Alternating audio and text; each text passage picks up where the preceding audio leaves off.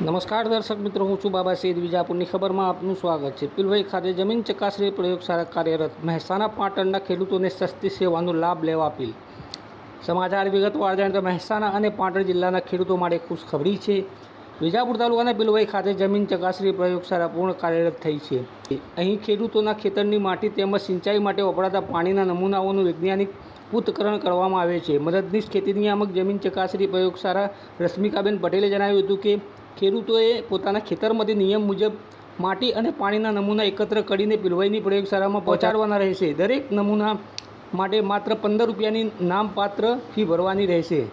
આ પ્રયોગશાળામાં જમીનના નમૂનામાં 5 મુખ્ય પોષક તત્વોનું વિગતવાર વિશ્લેષણ કરીને ખેડૂતોને રિપોર્ટ આપવામાં આવે છે। રશ્મિકાબેન પટેલે વધુમાં જણાવ્યું હતું કે ખરીફ સિઝન પહેલાં ખેડૂતોએ પોતાની જમીનની ચકાસણી કરાવવી જોઈએ। જમીનમાં કયા પોષક તત્વો પર્યાપ્ત છે અને કયા તત્વોની ઉણપ છે તે જાણીને વાવવાના પાક મુજબ યોગ્ય ખાતરની ભલામણ અમે રિપોર્ટમાં આપીએ છીએ। આનાથી ખેડૂતો અનાવશ્યક ખાતરનો ઉપયોગ ટાળી શકે છે, ખેતીનો ખર્ચ ઘટે છે અને ઉત્પાદકમાં પણ વધારો થાય છે।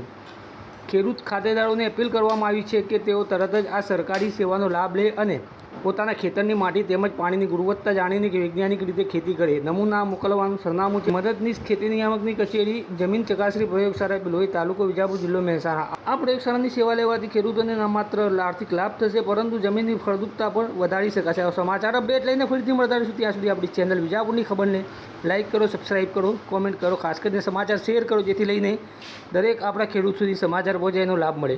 મદદનીશ ખેતી નિયામક જમીન ચકાસણી પ્રયોગશાળા પિલવઈ। અત્રેની જમીન ચકાસણી પ્રયોગશાળામાં ખેડૂતોના જમીનના નમૂના તેમજ પાણીના નમૂનાની ચકાસણી કરવામાં આવે છે। તેની ફી છે 15 રૂપિયા અને જમીનના જે નમૂના ચકાસણી કરવામાં આવે છે એ જમીનના નમૂનાઓમાં 5 તત્વોનું એનાલિસિસ કરી આપવામાં આવે છે। અત્યારે ખરીફ સિઝનની પૂર્વે અમે ખેડૂતોને માહિતી આપીએ છીએ કે એમની જમીનની અંદર જે પાકોનું વાવેતર કરે એ પહેલાં જમીનની ચકાસણી જો કરાવે તો જમીનની ચકાસણીથી તેઓને પોતાના ખેતરમાં કયા પોષક તત્વો છે અને હવે જે પાક વાવવાનો છે તે પાક માટે કેટલા પોષક તત્વોની જરૂરિયાત છે તે અમે રિપોર્ટમાં ભલામણ કરીને આપીએ છીએ।